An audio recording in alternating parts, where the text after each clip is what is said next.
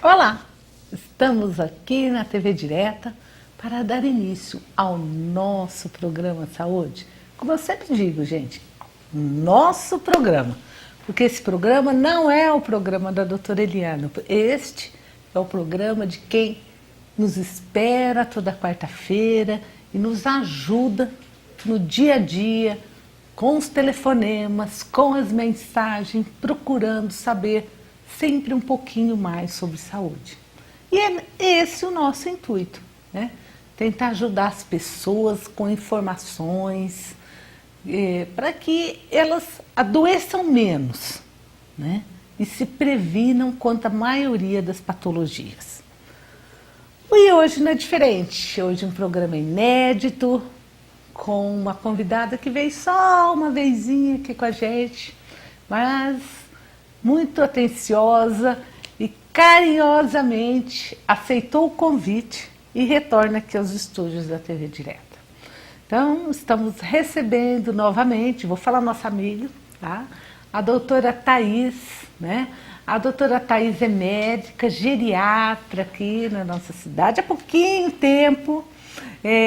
Muitas pessoas, assim, sei lá, eu vou fazer a filha do Dr. Florival, que a gente gosta de falar assim. Eu sei que é a doutora Thaís, mas a gente tem que falar. Não tem como, né? Porque a gente vê a doutora Thaís, não tem como não lembrar, né, do seu pai. Já começar o programa mandando um grande beijo pro seu pai, pra sua mãe, que com certeza estão nos assistindo, Estão né? lá assistindo. Então é a doutora Thaís, geriatra, filha do Dr. Florival, certo? Obrigada pelo convite, é um prazer estar aqui de novo. E para a gente conversar um pouquinho da geriatria, né? Gente, como vocês sabem, né? Nós temos o pediatra que cuida das crianças. E nós temos o geriatra que também cuida de umas crianças, só que um pouquinho maiores, né? Da parte dos vovôs e das vovós aí, né? Dos idosos. É uma especialidade, é uma idade à parte, que tem todas as características da idade, que merece uma especialidade que tenha atenção para isso, né? Que E é uma especialidade relativamente nova, né? É uma especialidade nova ainda, que tem poucos profissionais, né? Que não está tão difundida aí no Brasil ainda, né? Mas que tende a crescer, né? Com certeza, né? Ainda mais agora com a expectativa de vida aumentando cada vez mais, né? A população toda envelhecendo, né? O cuidado é fundamental. Porque de primeiro a gente falava assim, parece que não tinha, né? Essas doenças de Alzheimer, esses problemas de memória. Mas, gente, hoje a população vive muito mais do que antes. A gente né? não vivia tanto, né? Então acaba que novas doenças vão surgindo em consequência desse envelhecimento, ou mesmo questão de desconhecimento lá no passado, né? Não se conhecia as doenças. Quanto idoso morreu aí falando que era caduco, né? Hoje em dia a gente já tem um nome, um tratamento para isso, né? E um cuidado específico. Bom, então vocês já conheceram, né? A nossa convidada de hoje, a doutora Thaís, médica geriatra. E enquanto nós vamos conversando um pouquinho sobre os idosos, sobre as doenças, né, que acometem a terceira idade, você, aí em casa, ligue pra gente. Você que tem seu avô, sua avó, seus pais, assim, e gostaria de tirar alguma dúvida a respeito de memória, a respeito de alguma doença, algum distúrbio de comportamento, mesmo quando não for do avô, da avó, de um vizinho, de um amigo, hoje é o dia de vocês aprenderem, com certeza, ajudá-los um pouquinho mais. Então, ligue pra gente, tire sua dúvida. Enquanto vocês vão ligando, nós vamos conversando aqui um pouquinho, né, doutor? Então, vamos puxar num assunto que eu acho assim, muito interessante, que agora o clima está caindo um pouquinho a temperatura, nesse clima, e a gente já vê as doenças respiratórias. É difícil uma casa que não tem alguém tossindo, alguém com dor de garganta, né? E os idosos sofrem mais, não sofrem? Sim, com certeza, né? Se for ver um índice de infecções respiratórias, gripe, ou mesmo um resfriado, né? Numa população que é mais suscetível, mais fragilizada, aí tem uma frequência muito alta quando comparado a um adulto jovem, né? Então acomete mais, a gente tem que ter uma atenção especial, para essa população, né? Eu gostaria, doutora Thaís, que você abrisse, logo que nós estamos falando das doenças respiratórias, o seu aviso a todas as pessoas idosas que fazem parte, né, dos grupos de risco para gripe, né? Exato. Para que tomem a vacina. Eu gostaria que você falasse, né, que não tem o risco, para tirar esse preconceito, esse medo que ainda tem dessa vacina, né? Sim, é uma vacina assim, imprescindível. Existe um receio, um preconceito em relação ao uso da vacina, mas assim, diante da frequência de infecções respiratórias, é imprescindível que se tome a vacina. É uma vacina que é feita anualmente, deve ser tomada, ela vai proteger de alguns tipos de vírus aí, de agentes que promovem uma gripe, geralmente que tem consequências mais graves, né? Falar, mas eu tomei a vacina, eu fiquei resfriado. A vacina ela não vai te deixar livre de todas as infecções respiratórias, de toda a gripe e resfriado, mas ela vai proteger contra as principais, as mais graves. Então é preciso sim tomar todos os anos, puxando um pouquinho para o idoso, acima de 60 anos precisa ser feito anualmente essa vacina. E ter um acompanhamento, né, todo o calendário vacinal. A gripe agora que está, né, aumentou muito pela época, deve ser tomada assim. Não existem efeitos colaterais relacionados à vacina, é uma vacina segura, então todo mundo tem que se vacinar. E, gente, não adianta, né? Às vezes a pessoa está pensando em casa, mas eu já tomei a vacina do ano passado. Não. Tem que tomar todo ano, não vale do ano passado. Uma vez por ano, exato. Anualmente tem que ser feita a vacina, exceto em casos especiais, né, que isso vê com cada médico, e exceto se tiver uma infecção ali respiratória, espera um pouquinho, mas passando, estando melhor, toma a vacina, e tem que ser anualmente. Todo ano tem a campanha, né, da vacina da gripe, todo ano deve ser tomada. E a gente sabe que as crianças têm a cadernetinha de vacinação, a mãe vem direitinho, né? Desde que nasce, nos meses certinhos. O idoso também tem a cadernetinha, né? Tem um calendário vacinal específico, né? Para o idoso, idoso que se considera, né, acima de 60 anos. E a vacina da gripe é uma delas que, assim, a gente tem que estimular a tomada. Mas uma outra vacina que não tem um conhecimento que é preciso é a vacina a pneumocócica, né? Que protege aí contra os agentes de pneumonia, de meningite, né? Mas mais popularmente de pneumonia. E é uma vacina que o idoso precisa tomar a cada 5 anos. São 2 doses, a pneumo 23, depois a pneumo 13 e precisa a cada 5 anos tomar. Que uma das maiores complicações aí, já que a gente está falando de infecção respiratória, né? Começa pela gripe, pelo resfriado, mas o índice de pneumonia no idoso também, quando comparado a um adulto mais jovem, aí é muito maior, né? Então é uma coisa que a gente precisa ter conhecimento e precisa ali estar atento à carteirinha de vacina. Vá ao posto, veja quando foi a última vacina e vamos atualizar. Thaís, existe assim uma frase que a gente sempre brinca, né? Que o idoso ou morre de queda ou de pneumonia, né? Sim. E o que você acha disso? Não deixa de ser uma verdade, né? Porque pelas doenças que o idoso geralmente tem e o acometimento de uma infecção que é muito comum, a pneumonia ou a infecção urinária, que são as mais comuns aí, tem um índice de mortalidade, vamos colocar como um desfecho, um final que leva à morte muito grande, né? Assim como as quedas, né? Que é uma outra coisa que também tem um assunto grande para se falar aí, que a gente precisa prevenir e tomar cuidado com nossos idosos. Então, tudo que a gente puder fazer para prevenir que esses eventos aconteçam, que essas infecções aconteçam, devem ser feitos. A vacina é uma forma assim, excelente da gente fazer, né? Então, precisa sim ser feita, precisa sempre estar atenta e a gente precisa estar lembrando sempre. Gente, isso chama prevenção. Exato. Né? Que é a melhor medicina, não é? A gente prevenir, não tratar lá a doença no final, não é?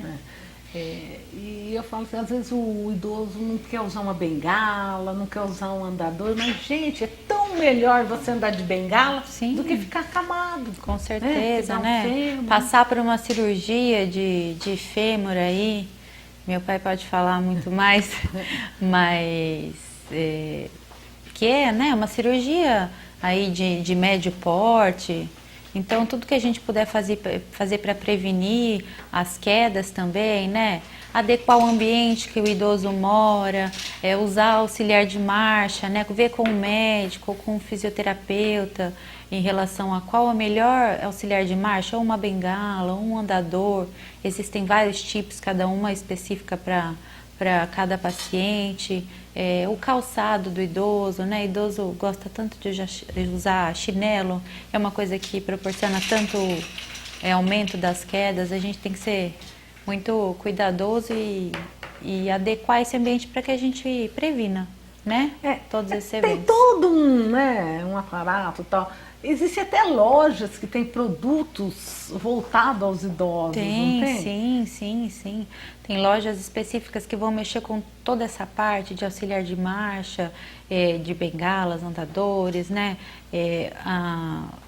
A adequação do próprio ambiente, as barras nos banheiros, ou mesmo dependendo se o idoso tem muita dificuldade para andar, né? Nos corredores. E tem vários dispositivos que podem auxiliar a prevenir que aconteçam essas coisas.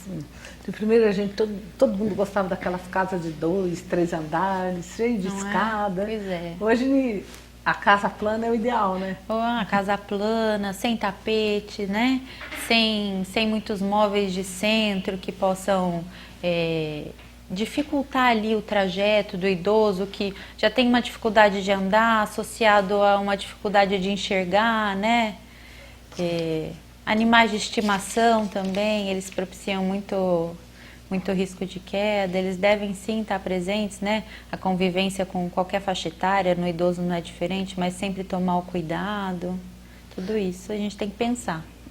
Gente, enquanto vocês ligam, mandam o WhatsApp para nós já vamos começar a responder aos nossos telespectadores. Quem mandou um WhatsApp para a gente foi o senhor Décio Pinheiro. Dá um abraço para o seu Décio, né, lá do Lions Club, né? Ele está dizendo que ele está ligadinho no programa Saúde, né, e aprenderam bastante coisa com a doutora Thaís. Então, Décio, continue ligadinho com a gente, quarta-feira que vem, se Deus quiser, estaremos fazendo um programa junto ao Lions Club, né?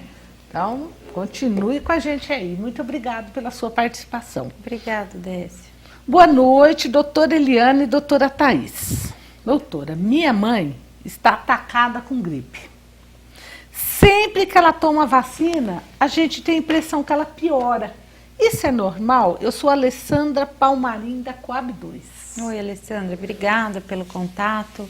E, na verdade, não existe uma relação específica entre a tomada da vacina e a gripe ou a piora, né?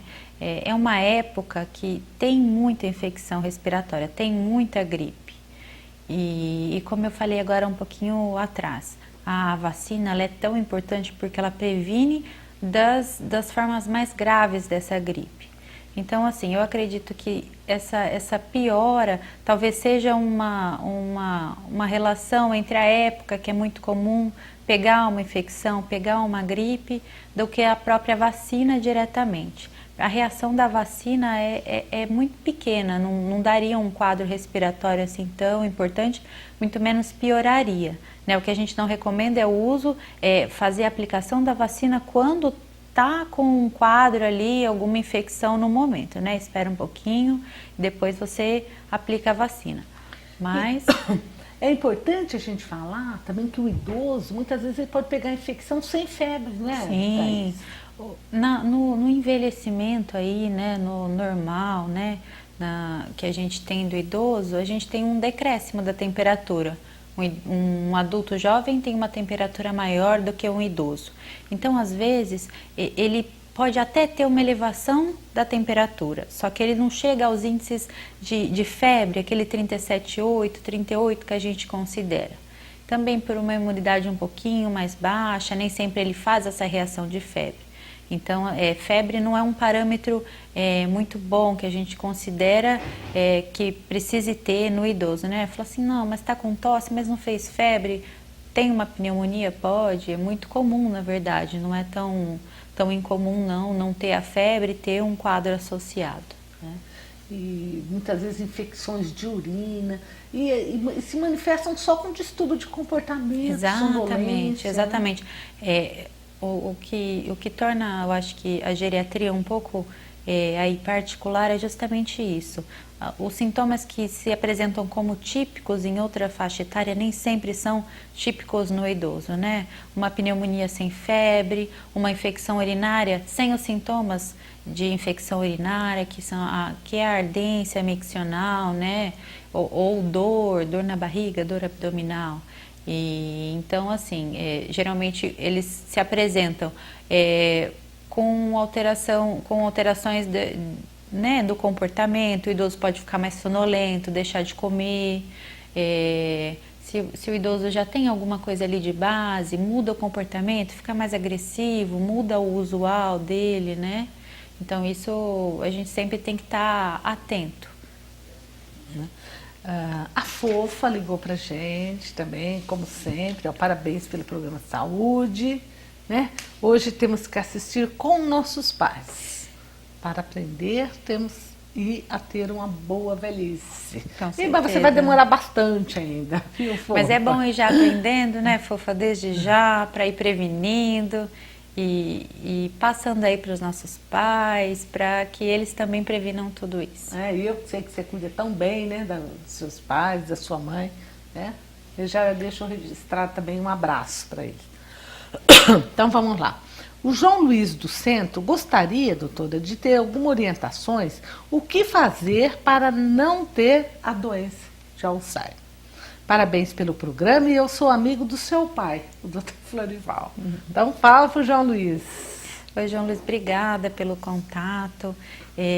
Vamos falar um pouquinho então da prevenção para a doença de Alzheimer. Vamos ampliar um pouquinho, não falar só sobre o Alzheimer, que é o mais conhecido, mas os vários outros tipos que tem.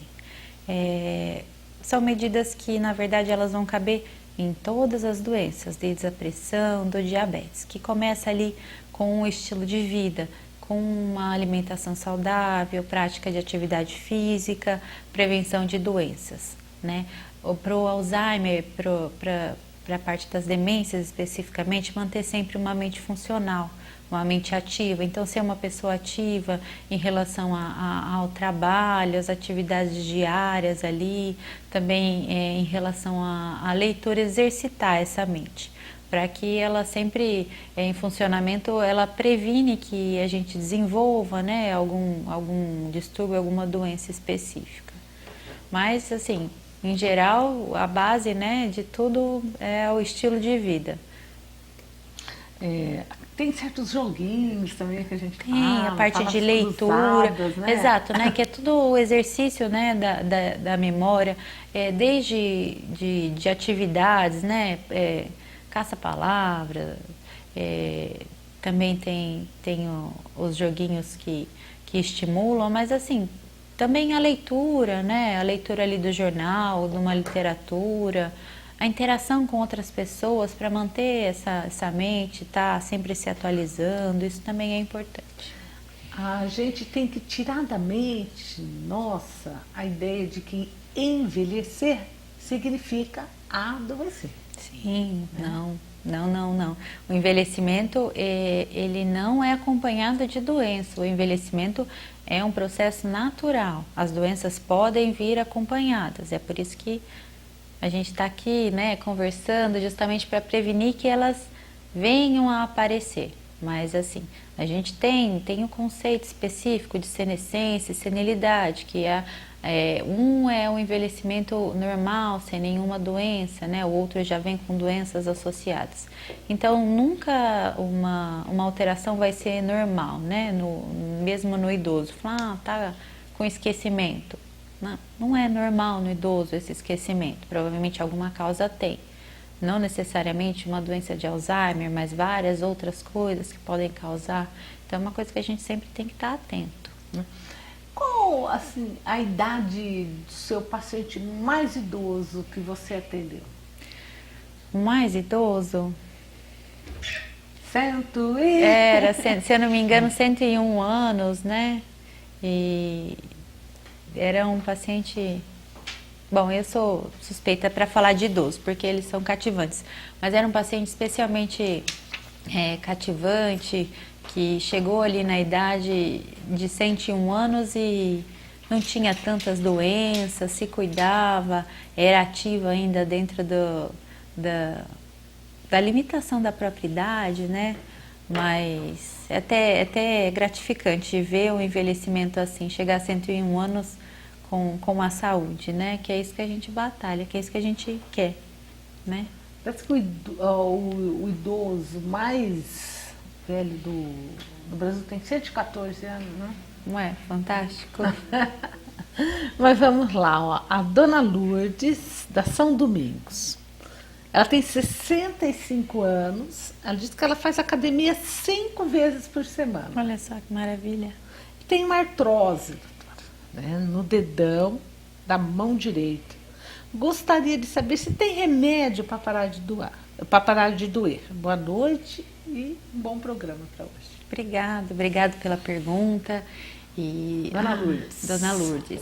Dona Lourdes, que acho maravilhoso, ótimo, a senhora está no caminho certo. Fazer atividade física 5 vezes por semana, a gente recomenda pelo menos 3 vezes por semana, 30 a 40 minutos.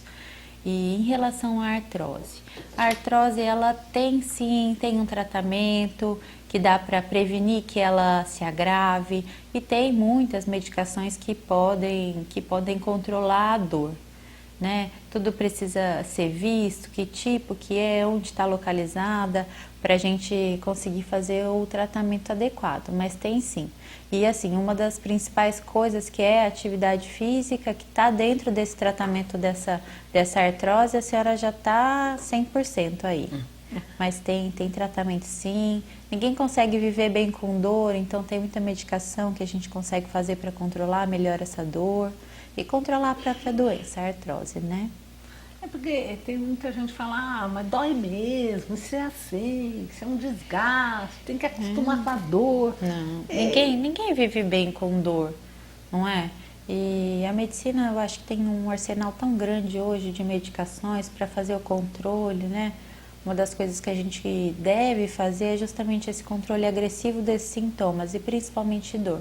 Ninguém vive bem com dor, ninguém dorme bem, ninguém come bem com dor. Enfim, ninguém tem uma qualidade de vida boa quando se tem dor. Então é uma coisa que a gente tem que combater assim agressivamente. Hoje em dia nós temos até a medicina da dor, né? Pois é, uma especialidade, né? Que envolve medicamentos, procedimentos, tem, nossa, uma gama aí de possibilidades para controlar, né? Que infelizmente ainda é uma queixa muito frequente, né? Muitas doenças têm dor, mas a gente consegue sim controlar. Agora a Dona Lourdes estava falando que ela tem artrose. A gente vê muito nos pacientes idosos as lombalgias, dores nas costas. É muito comum, né? Sim, sim. O envelhecimento ele vai levar a umas alterações estruturais, algumas alterações no corpo que vão propiciar, né, mais desses desgastes, mais dessas artroses. A gente tem que combater com atividade física ou mesmo com medicação. Acontece que é mais frequente, né, por esse envelhecimento. Não que o envelhecimento leve a isso, mas é mais frequente. E a gente tem que tratar, tem tratamento, tem medicação para controlar os sintomas e atividade física sempre, que é um ponto que eu sempre estou ali batendo. Uma pessoa anônima, né, pergunta, doutor, se o ômega 3 tem benefício para o paciente idoso ou não? O ômega 3 ele está aí eu acho que está bem difundido hoje, na moda, vamos colocar esse termo. Tem muitos pacientes que fazem uso, né? Falando da parte médica específica, a gente vai começar a prescrever e difundir, né, passar essa medicação quando houver alguma comprovação específica. Que tipo de comprovação? Um estudo que comprove que aquilo que os pacientes tomaram ômega 3 e foram assistidos durante alguns anos e trouxe benefício. E isso ainda não existe, né? Aí não tá comprovado ainda que tenha benefício. O que a gente sabe são algumas coisas que saíram. Não há malefício, mas o benefício comprovado cientificamente, que é que a gente usa ali na medicina de evidência, isso ainda não tem. Então, a gente não prescreve aí tanto. A gente sabe assim que a carne branca, comer peixe, diminuir a carne vermelha. Mas em né? relação, isso, o ômega 3, em relação ao que tem já na nossa dieta, né, uma suplementação de ômega 3, ainda não tem tanta evidência, mas é claro que o ômega 3, aquele que está presente na nossa dieta, o ômega 3 ele é fundamental ali para a nossa dieta, a gente precisa, mas aquela suplementação com um comprimido específico ainda a gente tem que estudar mais um pouquinho, ver direitinho. Ó, o Chico Enfermeiro, um abraço para você, Chico, muito obrigado por participar semanalmente do nosso programa. Ó, tem gente que de quarta-feira não sai de casa, viu? Tô achando que o Chico já é um clientes fiéis. Então, primeiro mando um grande abraço à doutora Eliane e à doutora Thaís. Gostaria de saber a partir de que idade está disponível a vacina contra a pneumonia, né? Se precisa de prescrição médica ou só se dirigir a alguma unidade de saúde, né? Ele disse que ele é um admirador do seu pai. Manda um abraço para ele, viu? Obrigada, Chico. Somos dois admiradores, então. Obrigada pelo contato, pela pergunta. A vacina, né, da pneumonia, a vacina pneumocócica, ela a partir dos 60 anos, ela já pode ser feita, deve ser feita em idoso. Ela especificamente para idosos não precisa de nenhuma prescrição, é só mesmo dirigir ao posto. Em populações aí que saiam da faixa etária, aí precisa ter indicações específicas com prescrição médica. Agora, acima de 60 anos, não. É só ir ao posto de saúde, eles vão fazer, são 2 doses, né? A pneumo 23, depois de 2 meses a pneumo 13, e aí vai fazendo esse controle a cada 5 anos, diferente da gripe que é anual, a da pneumonia, a pneumocócica é a cada 5 anos só. E a pessoa não tem reação nenhuma, não, né? Não, nenhuma reação específica. Pode tomar tranquilamente, deve tomar tranquilamente para evitar, né, essas doenças aí, a pneumonia, né, que é tão comum. Então, e a pneumonia muitas vezes pode ser causa de morte, né? Sim, então a gente tem que prevenir. Né? Tem que prevenir. E aí começa muitas vezes uma infecção respiratória que é lá de cima, uma gripe, né? Que numa pessoa mais suscetível vira uma pneumonia e acaba levando a um desfecho aí, a uma morte. E se for pensar, poxa, né, a gente tem vacina para prevenir isso, né? A gente deve investir todo o recurso para que haja essa prevenção. Então, Chico, vale a pena tomar vacina, tá? A Helena da Vila Carvalho diz que, ela pergunta assim, doutora, quem tem Alzheimer? Ele só lembra do passado? Esquece o presente e diz, doutora Eliana, não perco uma quarta-feira o programa Saúde. Então, ó, um beijo para você, Helena. Obrigada pelo contato. Em relação ao Alzheimer, ele tem sim um acometimento. O Alzheimer em si, ele é uma degeneração do cérebro, né, de algumas áreas específicas aí. E dentro dessa degeneração, o que ele acomete, a princípio, é a memória recente, né? Então, assim, é uma característica da doença numa fase inicial. Geralmente, a lembrança do passado, ela está preservada, começa assim. Porém, com a evolução da doença, acaba que todas as memórias, elas vão sendo acometidas tanto quanto outras funções, né? Desde a função de deglutição, a função da fala em si. Mas no começo, aí, no desenvolvimento da doença, a característica é da memória recente, que a gente fala. Né? Então, tem sim. E muitas vezes começa a perder objetos, chaves, esquece de guardar. Exato. Aquele esquecimento, né? que a gente não considera como normal, né? Se perder na rua, por um caminho que está habituado a fazer, guardar coisas que não são da geladeira dentro da geladeira. É muito comum, uma característica que pode acontecer no idoso, que você já deve ter vivido muito isso, a família vem com a queixa de que esse idoso está acusando alguém de roubo, que ele guarda as coisas, não se lembra e ele acha que roubaram, né? Cisma com vizinhos, sim, né? Sim. Então, esses esquecimentos que não são normais aí. Geralmente nessa fase, a memória passada, ela vai estar preservada ainda, né? Então, no início que tem essa alteração. Mas com a evolução da doença, acaba que tem um acometimento global, não só da memória recente. E, gente, tem que tomar muito cuidado com as pessoas que têm Alzheimer, que estão perdendo já a memória depois de um certo tempo, para elas não se perderem. Sim. Porque a gente sabe de tantas histórias de idosos perdidos, né? Pois é. Idosos perdidos que acabam em outras cidades aí, com hipotermia, com infecções, né? Justamente por ficarem muito desidratados, expostos ao ambiente externo. Então, assim, no início da doença, já precisa aí de um acompanhamento com o avançar. Esse idoso, ele não pode mais morar sozinho, ele vai precisar de um acompanhante, né? Para fazer as atividades básicas dele, precisa de auxílio, fazer as atividades usuais, né? Que ele fazia, é difícil.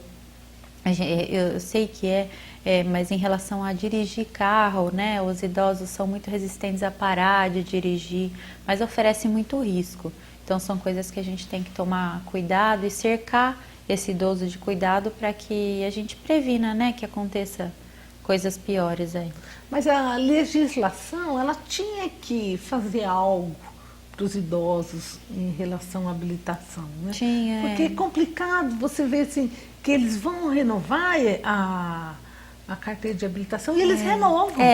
Acaba que a renovação da CNH, ela não contempla nada da parte cognitiva, né? Ela vê ali a parte da visão, né? Vê a parte clínica, mas a parte da memória, né? Da cognição em si, ela não contempla nada. Então, acaba que não tem a detecção disso e às vezes um idoso que já está ali demenciado, ele está com a carta em dia lá e está dirigindo. E ele renova a carta. Renova. Aí fica mais complicado para a família. Com certeza, né? Um idoso que já tem uma alteração de memória, sair pela cidade, se perder ou se acidentar, né? Envolver terceiros até, é uma coisa que a gente precisa ter muita atenção, ter muito cuidado. E nesses pacientes com Alzheimer, a gente vê também muita agressividade, né? Eles ficam muito agitados. Sim. Precisa ter todo um jeito para lidar com eles, né? Exato. A alteração do comportamento é muito comum no Alzheimer, em outras demências também, na vascular, na frontotemporal, que são um pouco menos conhecidas, mas que também não deixam de ser importantes. E a gente tem tratamento, tem medicação que a gente usa justamente para controlar isso, mas a abordagem desse paciente idoso, ela tem que ser um pouco particularizada, né? Cada caso, e também não adianta contrariar o idoso, tentar convencê-lo de que aquele não é o contrário, que eu sempre recomendo. Para quem que tem isso, está acontecendo na família, não adianta você convencer do contrário, a tentativa é de tentar passar, né, aquele período. Muitos idosos ali no começo da doença falam, quero voltar para minha casa, né, essa não é minha casa, sendo que ele está na casa dele. Eu falo, tenta distraí-lo, ou mesmo dá uma volta de carro no quarteirão e volta, não vai adiantar. Na cabeça dele, por mais que a gente saiba que não é o que está acontecendo, aquela é a verdade, então vai ter todo um estresse que esse idoso vai passar e logo ele vai esquecer todo esse período de confusão. Então, assim, tentar nunca confrontá-lo, sempre ter uma abordagem com bastante paciência, né, que é a melhor coisa. Não adianta, né, porque senão até aumenta a agressividade. Sim, vai deixá-lo mais assuntos, estressado, né? Ele vai ficar mais agressivo, a tendência é ele ficar mais confuso, né? Então, essa não é a postura. A postura é tentar acolhê-lo, tentar envolvê-lo em outras coisas para passar aquele momento. E é muito importante a gente falar para as pessoas que têm os pais idosos, os avós, para não mudar os objetos de lugar na casa, né?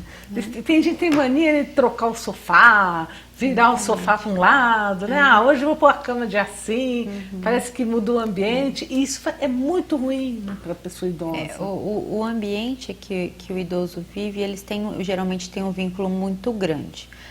Tanto o idoso que não tem nenhuma doença, principalmente o idoso que tem uma demência, né, uma doença de Alzheimer ou outras aí. Geralmente eles têm um vínculo grande, geralmente são casas que eles moram há muito tempo. A gente tem que ter o cuidado, tem que tentar modificar se isso oferece algum risco, que é o que a gente estava falando agora há pouco, esse risco de queda, se tem muitos objetos, tapetes, né, objetos no centro, isso a gente tem que adequar. Pelo contrário, a orientação é assim, deixar a casa do jeito que o idoso está habituado e assim, mantê-lo no ambiente dele, na casa dele, o máximo possível, né?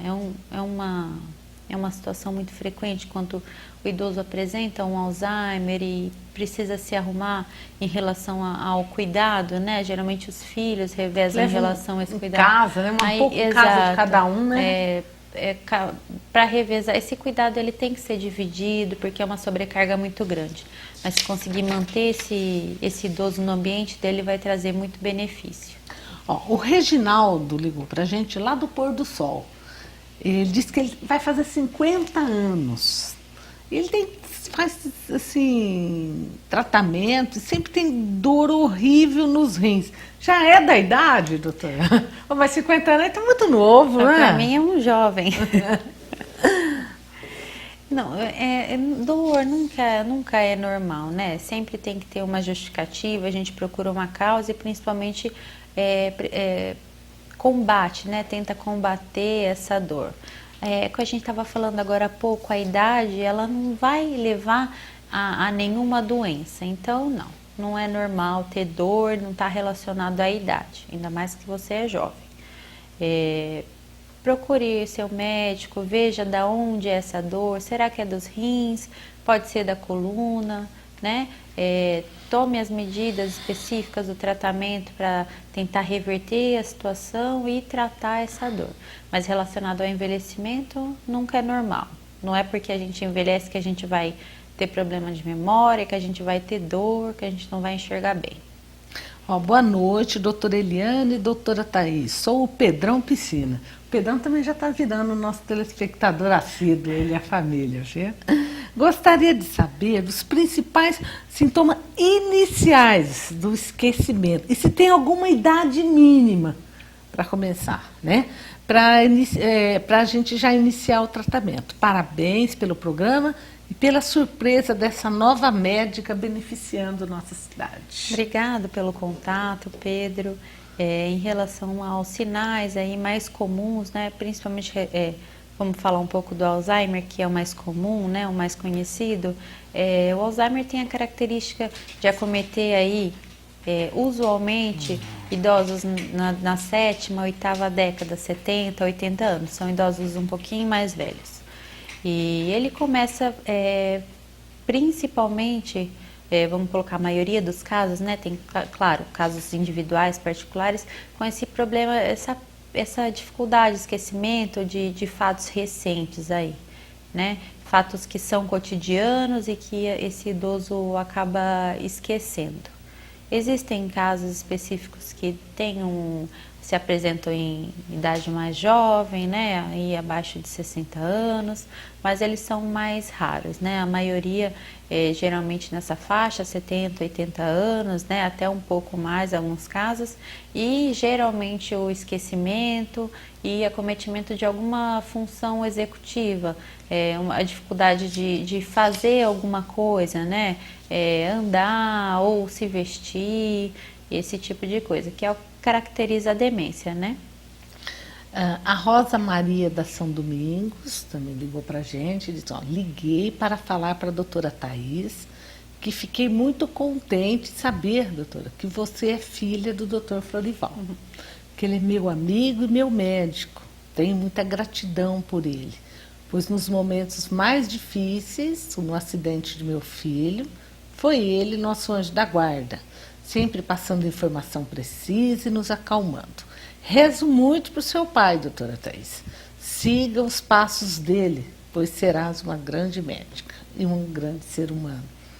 Como já estamos vendo, você como ser humano já é uma grande pessoa. Um grande beijo para a senhora e para a doutora Eliana.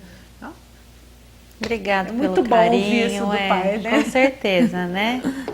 Eu fico orgulhosa e obrigado por todo o carinho. Ele é uma pessoa sensacional mesmo, né? Então não tem... Você tem quem obrigada. se inspirar, menina. Sim, Tem que se inspirar tem, nele, né? com certeza, meu exemplo.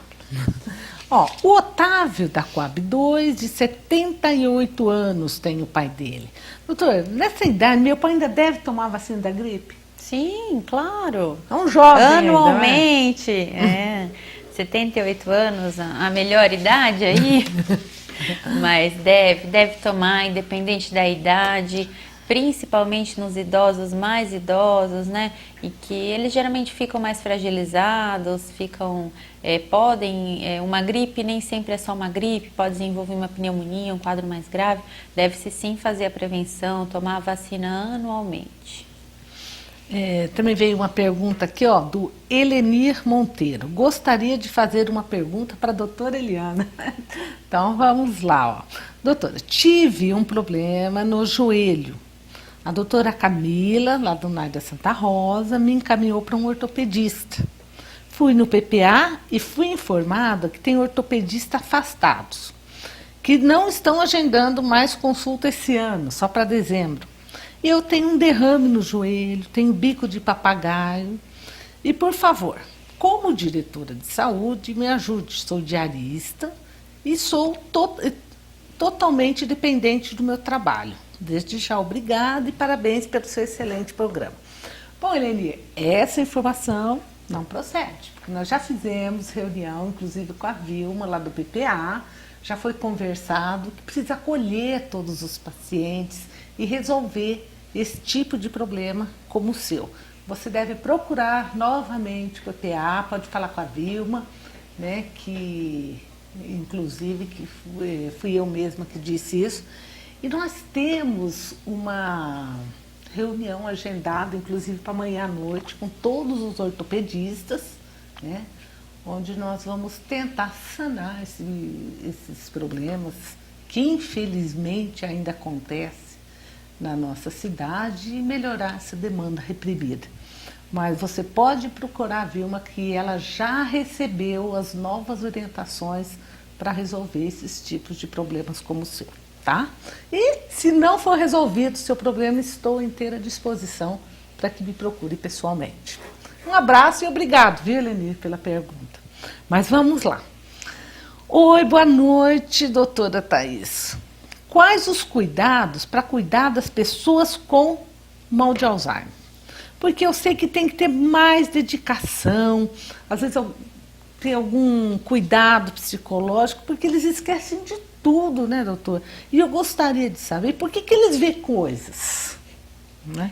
Sua Fernanda Arrofo Leme, lá da Vila Carvalho, e muito obrigada pela atenção. Fernanda, obrigado pelo contato.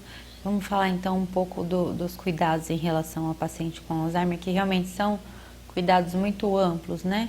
Eu sempre começo, quando a gente tem um diagnóstico desse, eu falo que a gente nunca tem um doente, que a família toda adoece. porque a família toda vai estar envolvida nesse cuidado, né? E demanda muito cuidado realmente. O cuidado específico em relação ao tratamento, o tratamento correto da doença, né? A adequação do ambiente que esse idoso vive, o cuidado em relação à dieta, desde do que é ofertado, né? Do que esse idoso precisa para se alimentar corretamente, até o tipo de comida que ele consegue, que pode ser da própria doença ou às vezes até de um envelhecimento um pouquinho anormal, a dificuldade de engolir, os engasgos frequentes, né? Então é uma coisa que precisa tomar cuidado. Em relação à memória, né? Aquilo que a gente estava falando, tentar manter uma mente ativa, tentar estimular, não é para o idoso ficar sem fazer nada, né? Ficar sentado em frente a uma TV De o dia pijama, todo, a né? noite toda, exato. Ele tem que ter as atividades dele, atividades que não ofereçam nenhum risco, que sejam cabíveis ali para a situação dele, né? Mas, por exemplo, mulheres que às vezes estão acostumadas com os afazeres diários, essa paciente ela pode fazer um afazer que não vá ofertar nenhum tipo de risco, dobrar uma roupa, fazer alguma coisa, tá ali, né, no convívio, na rotina da casa, que é tão importante, né? Ou coisas que ela estava habituada a fazer que não tem problema, né? E uma coisa importante que eu acho que vale a pena a gente ressaltar no meio disso tudo, além do cuidado com a pessoa doente, é o cuidado com o cuidador. Geralmente numa família sempre tem um que assume mais esse cuidado, né? O cuidador principal aí. E a gente também tem que ter atenção a esse cuidador. Muitas vezes pela sobrecarga, né, desse idoso que precisa de auxílio até para as atividades básicas, comer, vestir, tomar banho, a sobrecarga é tão grande que até existe uma doença que tem seu nome de estresse do cuidador, né? Pode ter associado aí a uma depressão junto com o quadro pela demanda que esse idoso oferece, né? Então a atenção também vai para esse cuidador, além não só para o idoso, né? Então são e não muitos adianta, cuidados. né? O pai pode ter 5, 10 filhos, sempre é um que cuida, Sempre né? tem um que assume mais, né? E a gente tem que ter muita atenção nesse cuidador, porque a sobrecarga é muito grande, né? Precisa ter um auxílio de toda a família, porque eu acho que só quem vive ali, vivencia a situação, sabe o quanto é trabalhoso, né? As necessidades que esse idoso vai apresentar e vai precisar. Então, atenção sempre e assim, o auxílio da família, né, em conjunto sempre é o ideal. Vai ter um que vai assumir, mas desde que haja um suporte, né, para isso, sempre é mais benéfico, né, pro idoso, né, em si. E as alucinações são frequentes, tem que tomar São cuidado frequentes. com Da isso, mesma, né? da mesma forma que a gente estava falando em relação à perda da memória ali, né? Daquela parte ali do cérebro que está prejudicada, tem outras partes que também são acometidas. Então, eles podem ter, junto com a confusão, né? Eles ficam confusos, eles têm alucinação e veem criança e veem não sei o quê. É muito comum essa alteração de comportamento associada à doença, né? E que também pode ser tratada, controlada. Tem remédios para isso, né? Isso que é importante a gente deixar claro para as pessoas. Às vezes a pessoa fala, ah, mas ele vê bicho. Eu vi uma vez um idoso que ele fazia os filhos levar um doce para uma criança todo dia. Falei, não, vocês não levaram o doce para ela hoje. Pois é. Ela está lá no portão, né? Exato. E ainda quando é alucinação desse tipo, né, de ver criança, de ver alguém do convívio, às vezes que não está mais aqui, né, ainda não gera tanto estresse, mas às vezes o idoso tem alucinação de ver gente entrando na casa à noite, de ver bicho, isso gera todo um estresse para esse idoso, um desgaste, né, que a gente precisa controlar com medicação, com medidas de comportamento que também ajudam a controlar tudo isso. Ó, bom dia, doutora. Bom dia, não, né? Boa noite.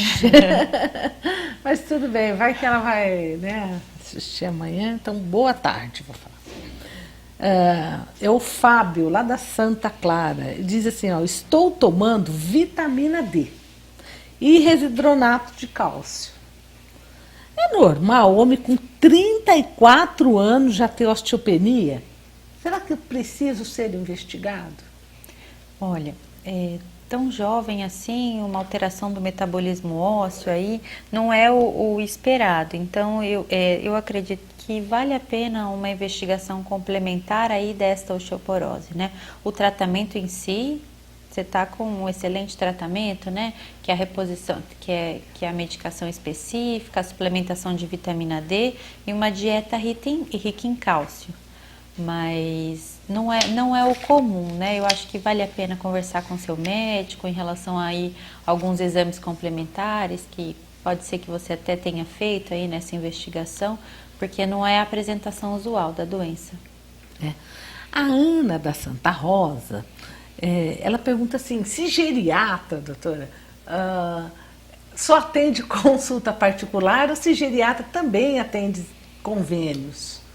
Não, na verdade, vamos começar falando que a consulta geriátrica ela é um pouquinho diferente das consultas usuais, né? Porque o geriatra ele não vai cuidar de um probleminha ali. Vamos ver, por exemplo, o ortopedista, que ele cuida de uma dor no ombro, uma fratura aqui.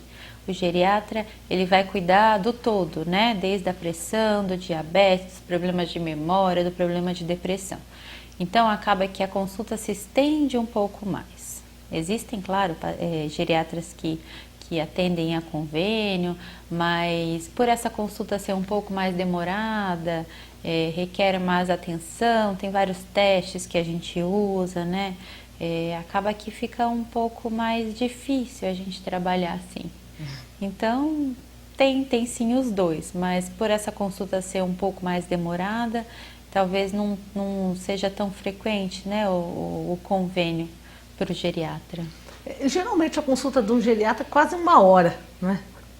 1 hora por aí. 1 hora, né? Uma E primeira o retorno também. uma primeira consulta 1 hora, às vezes um pouco mais, um retorno no mínimo meia hora, 40 minutos, se não 1 hora também.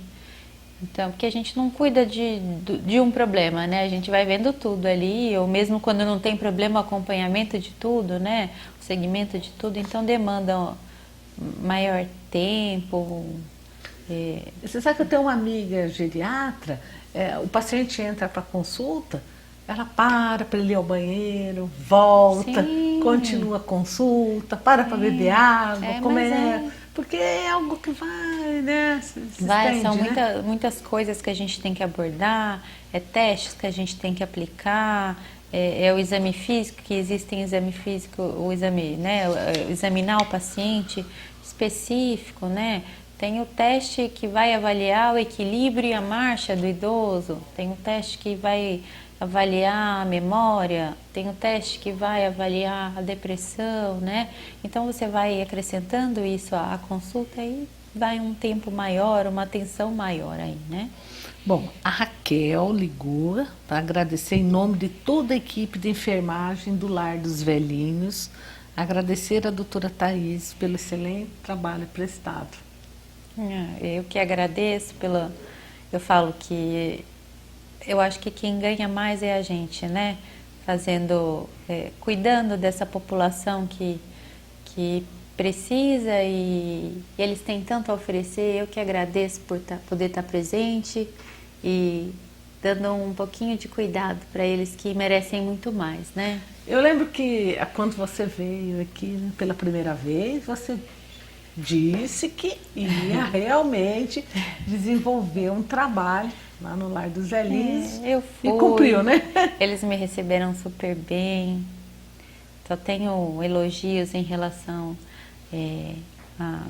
à diretoria de lá, sempre muito agradável, sempre dispostos a melhorar meu trabalho lá e ao de todos os funcionários, né? E só tenho a agradecer por poder estar lá junto com eles.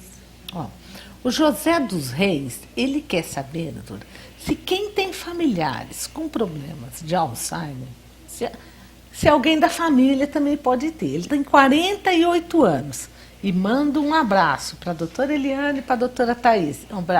Um abraço para você também, José dos Reis. José, obrigado pelo contato, pela pergunta.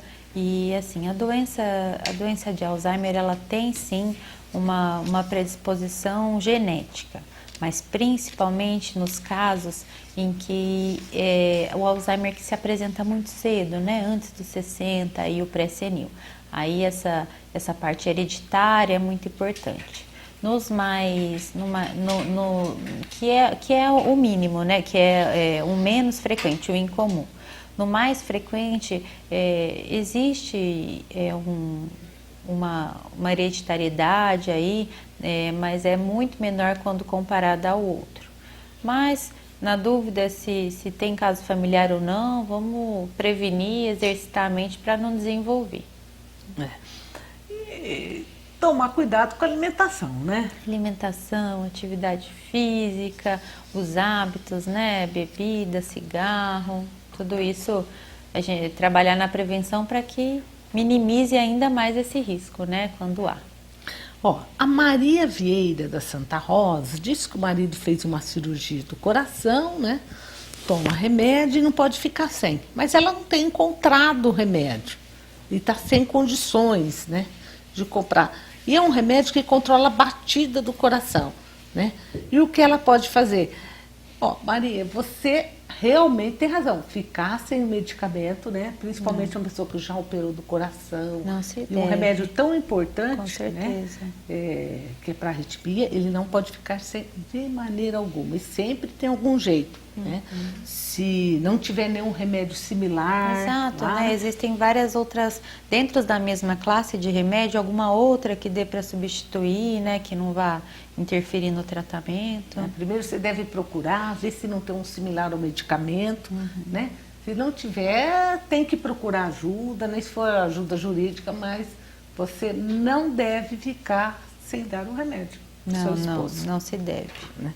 Tem certos medicamentos que são essenciais, né? Sim. Às vezes a pessoa não tem condições de comprar ou falta o remédio, mas os problemas de ficar sem o remédio, assim, são tão grandes que a Sim. gente tem que dar um jeito. No Alzheimer a gente já não tem tanto esse problema por já ser um medicamento que o governo fornece regularmente. Exato, né? fornece, né? Fornece pelo processo de alto custo. Eles têm, lógico, né, toda a burocracia ali associada, mas que fornece regularmente, não tem tanto problema em relação à dispensação.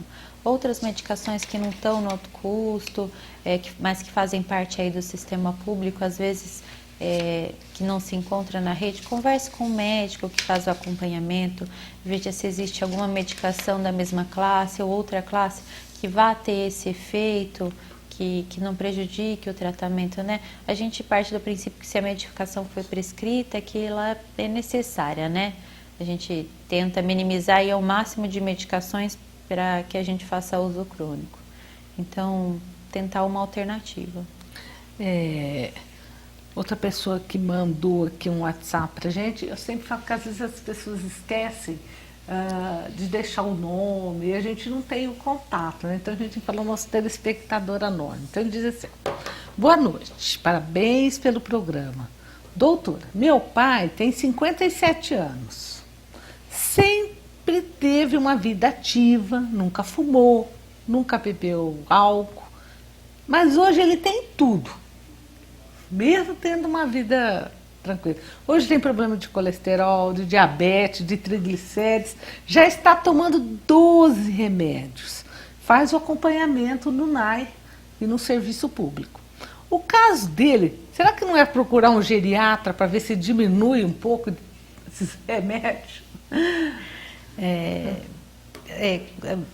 Com certeza, se ele tem esses problemas de saúde, tendo uma vida ativa, eu falo para você pensar, e se ele não tivesse? Ele teria o dobro disso, né? Então, os hábitos, a questão de tabaco e álcool são excelentes, mas a gente também precisa ver estilo de vida, mas enfim. com certeza 12 medicações a gente já considera uma polifarmácia, bastante medicação. Alegria do farmacêutico, né? né? Mas que assim, acaba que prejudica um pouco, a gente precisa ver a interação entre as medicações e sempre minimizar ao máximo, né?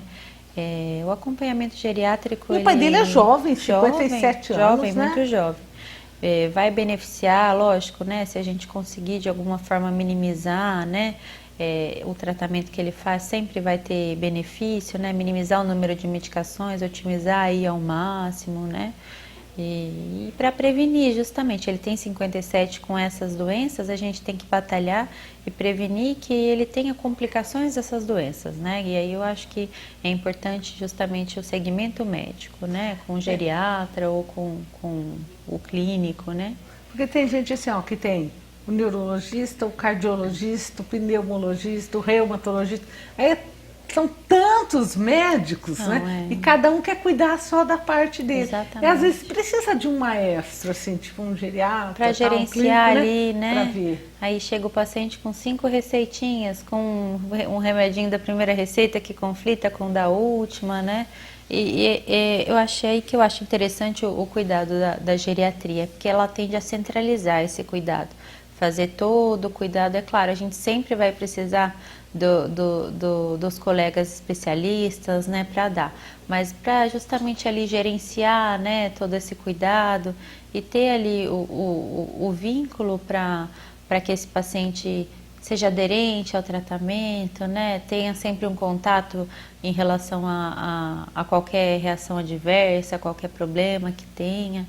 Então, é sempre benéfico. E o geriatra muitas vezes precisa também encaminhar para um especialista. Claro. O contrário também Sim, existe, sim, né? Sim, a gente sempre vai precisar. O geriatra nunca trabalha sozinho, tanto no sentido, dentro da classe médica, dos outros especialistas que sempre vão agregar, né?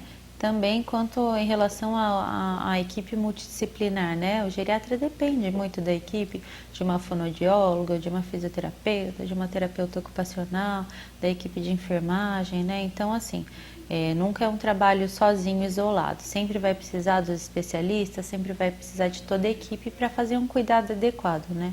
É justamente aí que eu acho que a gente une forças para ter o melhor tratamento, né? Para esse paciente. E com certeza. E uma melhor maneira de tratar os idosos, que hoje eles são protegidos pelo Estatuto dos Idosos.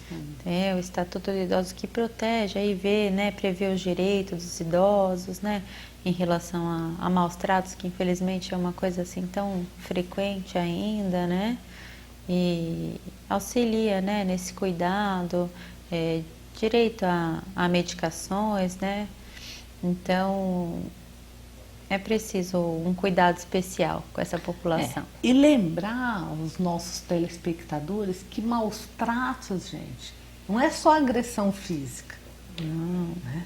Muitas vezes, de negligência, né? de cuidado, Agressão né? psicológica, exato, né? agressão verbal, né? Agressão física ali é o pior, mas existem diversas outras, né? Abandono, negligência, o idoso que vive sozinho, que não tem nem cuidados de higiene em relação à alimentação, tudo isso é considerado maus tratos também. Né? E o Estatuto prevê punição para esse tipo de coisa, né? Principalmente relacionado ali a se esse idoso tem uma família, né? Prevê punição. E tem que denunciar, Sim. né? Muitas vezes as pessoas sabem de um vizinho que mora sozinho, ou de um filho que não está cuidando bem do pai, do avô. Gente, tem que denunciar para que sejam tomadas devidas providências. Né? Sim, se esse idoso não tem um suporte familiar,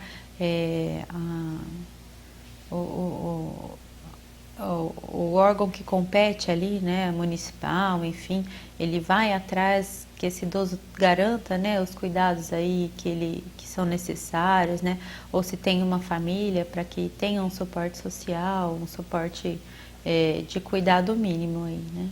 E a gente sabe que eles são muito agredidos até do ponto de vista financeiro, né? Sim. Quantas pessoas fazem idosos, fazem empréstimo, né?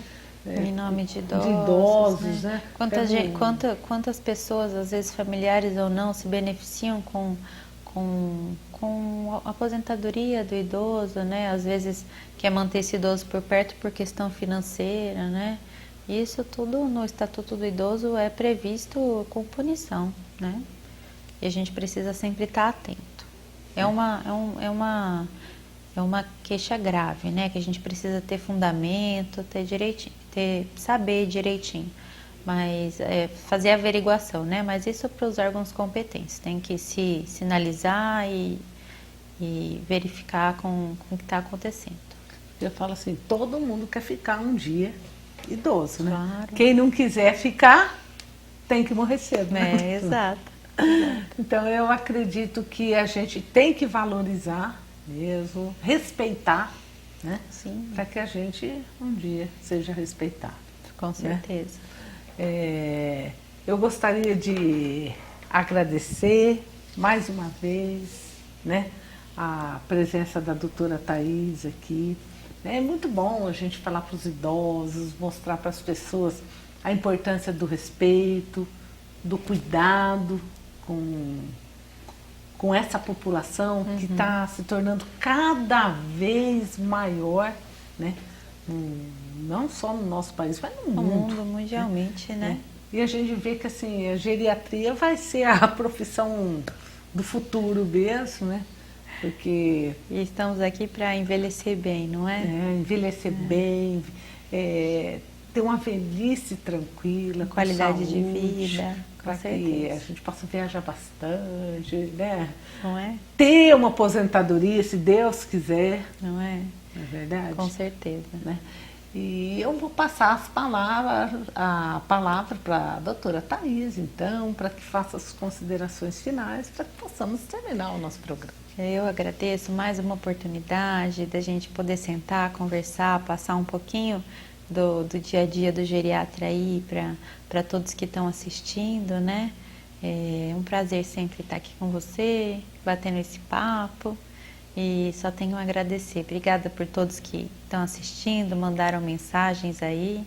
Estou sempre à disposição. Né? E a doutora Thaís, se Deus quiser, logo estará fazendo parte da nossa equipe, né, doutora Thaís?